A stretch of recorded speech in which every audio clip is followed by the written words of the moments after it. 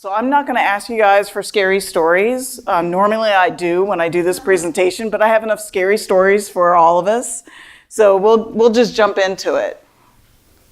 So we're going to talk about the threat, and we're going to talk about the theory versus the reality and how we're handling this issue. And then we're going to talk about the hope, because there is some hope. So let's get into it. This is some stats that I got last year just from Azure alone. We're talking about the cloud here because that is one area that has been hit very hard, especially in the past recent months. It's the new place to hit because we think about putting our stuff in the cloud. Somebody else is going to take care of that. Somebody else is going to protect that. No, it's still your responsibility to take care of that and to protect your data, which is something that is very important. That's why when you go on the marketplace in Azure or in AWS, you will find data protection products there because you still need to protect your data. So let's look at some of these stats. I mean, over 2 million breaches per day, just in Azure alone, and 1,000 brute force attacks every second. This is happening to that infrastructure, and it's happening to every infrastructure. It's not just Azure, but this is just an example of what's happening. And it's not just ransomware. We've got punishing emails. We've got all kinds of things going on with crypto lockers, crypto miners. We have a lot of attacks that are happening, people trying to do bad things to get into your data. And so just to demonstrate this, and I don't have time to show this, but a colleague of mine that I present this with sometimes has a demo. He set up, he had a little Azure environment. He set up a couple of VMs in there, and he showed it on a webinar. And in that webinar, he was showing some examples, and he had a couple of IP addresses up there as he was showing these VMs. Well, 5 minutes later, after he finishes the webinar, his VMs are getting attacked. And they're getting attacked pretty often. And he was kind of shocked. He was really surprised that this was happening. And it just went on for days. And then it went on for like a month. He noticed this. And at first he was going to shut these VMs down. He's like, this is crazy. I'm going to shut these down. But then he realized that he could use this in all of his demos. He could demonstrate and show live. I don't know if anybody has seen in Azure, they can show you a world map and kind of show where your VMs are being attacked from, and you can see it live. And so he decided to make that as part of his demo. So when he decided to do that, does anybody know what that's called? What he decided to use that as? Honeypot. Very good, yes. He had a very rich honeypot. So he still uses it today. I just talked to him last week. He used it again. And because this is very active. This is very, very active and something that a lot of people should be aware of. We can go to the next one.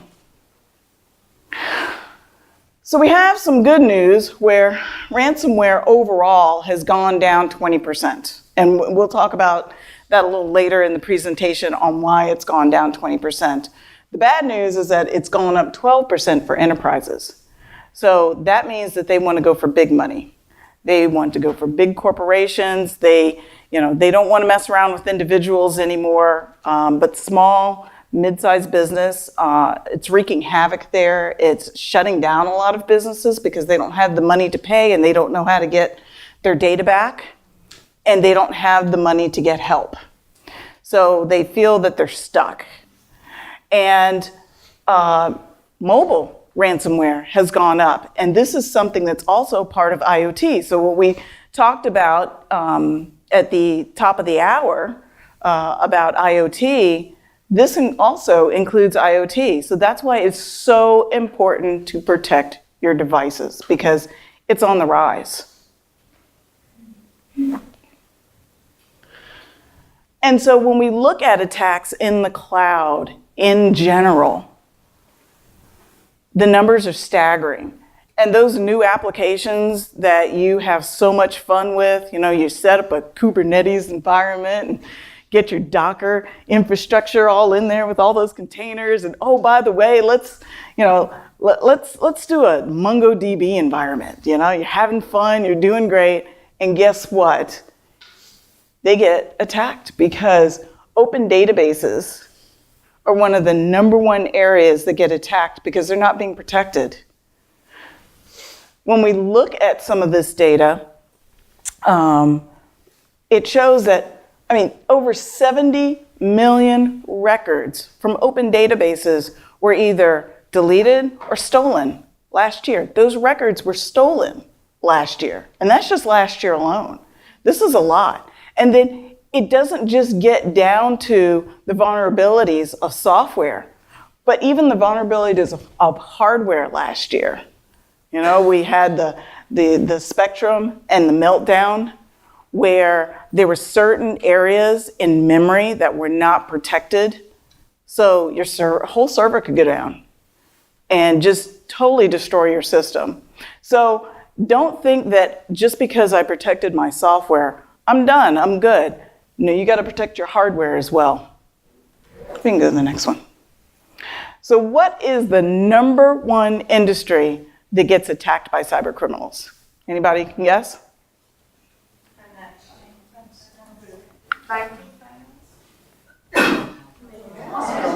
Yeah, thank you. Hospitals, healthcare. Number one attacks. And you know why? Does anybody know why? Yeah, and they got old infrastructure, and they don't use the latest in infrastructure and protection for their infrastructure. And hanging off their infrastructure is all kinds of devices, not just IoT devices, but you've got life-saving equipment that's keeping you breathing, that's cleaning your blood, that's doing things to keep you alive when you're in a hospital.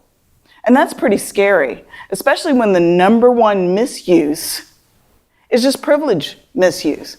It's, not using secure passwords, passing your private information around.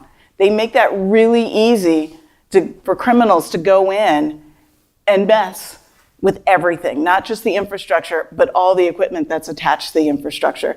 And just to give you an example, there was a hospital in LA, and they were basically shut down for a week. Cyber criminals had gotten in there, they had offered a ransom, and what happened? They ended up having to send business away. They had to shut down their emergency room, so anybody who came through for an emergency had to be rerouted, and that could have been a life-threatening situation where they couldn't afford to go to another hospital, otherwise they wouldn't have made it. And so that is not just about money, that is about our lives, and that makes it very, very scary. They were shut down for a week. For 3 days, they couldn't do anything. They had to send all of their patients to other hospitals. This is really scary. Oh, sorry, next one. I'm clicking the button. Just okay. point it at me. Okay. Hey, I like that.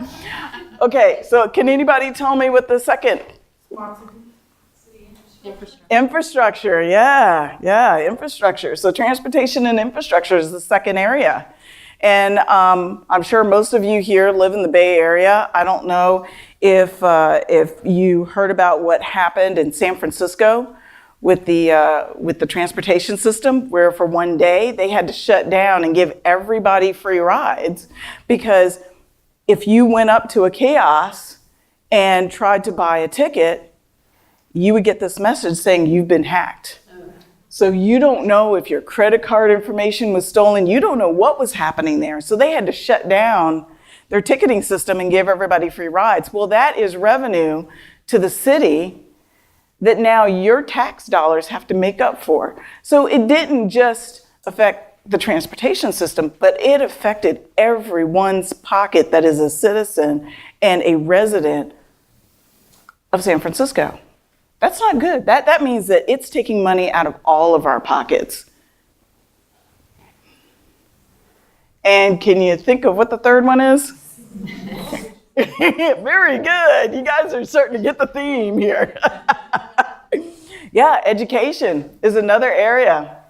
Now, last year alone, over 300 universities got successfully attacked. School districts. There was a school district outside of Houston that got attacked. And so therefore, teachers couldn't do any of their work. They couldn't do grades. They couldn't do plans. Kids nowadays do most of their homework on school-issued laptops. Kids couldn't do any work. So for almost a week, they were down. And that affected the school system. And of course, what does that do? Affect our tax dollars, and we all pay for it. So at the end of the day, when it comes to ransomware, we're all paying for it. It's not just companies that are being attacked, but it's all of us. And you just can't ignore this. When you get a message like this, people panic. They have emotional feelings about it. They're not sure what to do. And it's pretty scary, especially if it has sensitive data, or personally, if it has your credit cards, or for a company, if it has the company internal data, especially about customers. This gets really scary. And you really can't ignore this. They don't even ask for it in cash anymore. They ask for it in other currencies. They recently stopped using Bitcoin because Bitcoin bit the dust. So they use other means to be able to ask for money. And you have to follow those instructions. So let's talk about the cost of this. I mean, this is pretty expensive. The damage cost when it was first getting on the rise, okay, so $1/3 million. $1/3 billion. Okay, we can maybe figure this out, right? No. 2 years later, we're talking about multi-billion-dollar business. This is just the damage. We're not even talking about the profits. If you want to move over to the profits, just in 1 year alone, from 2016 to 2017, 2,500% in an increase, because this got turned into a business. There's over 45,000 sites out there that you can go to and actually start your own ransomware business.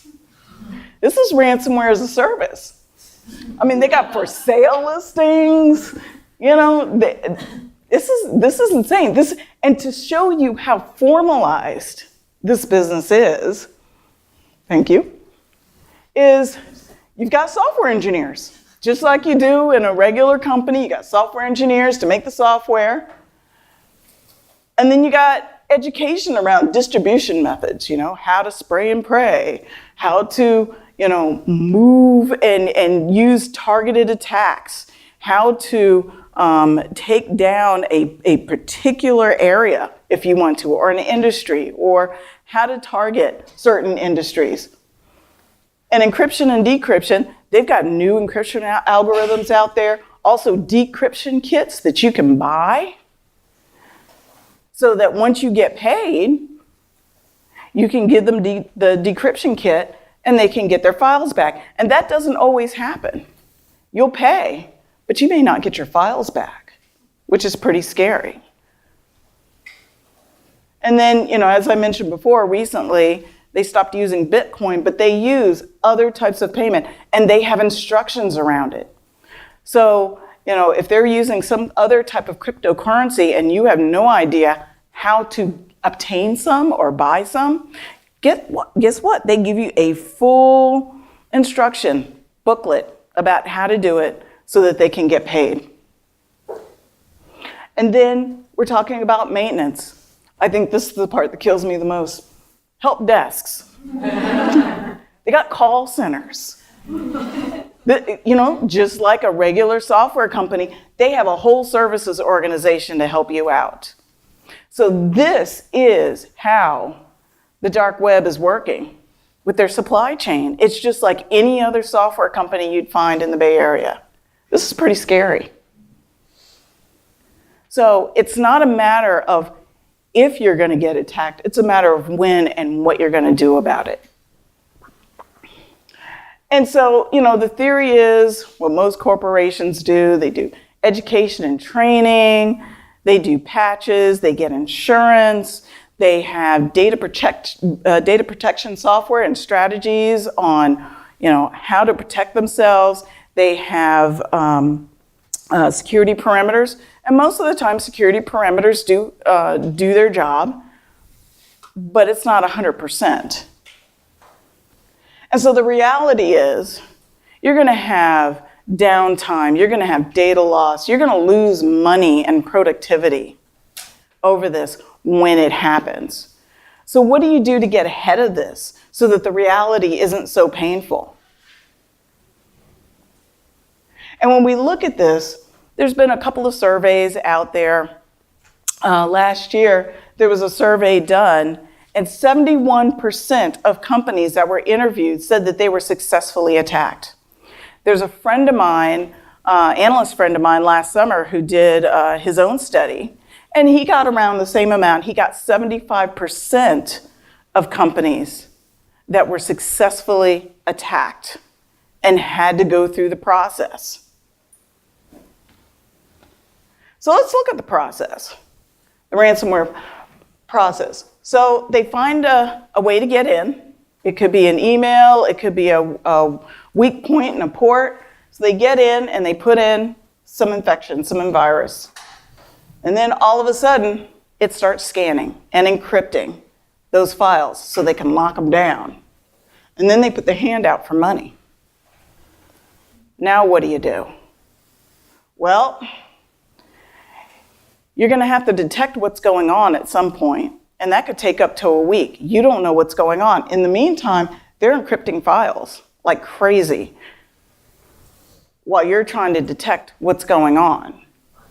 Then you got to do an analysis. You got to find out how much damage, how much data did they steal from you? And that can take weeks. And then you got to recover. Then you got to go through the whole panel of recovery. And when you do that, you're talking about something that's going to take you weeks and months.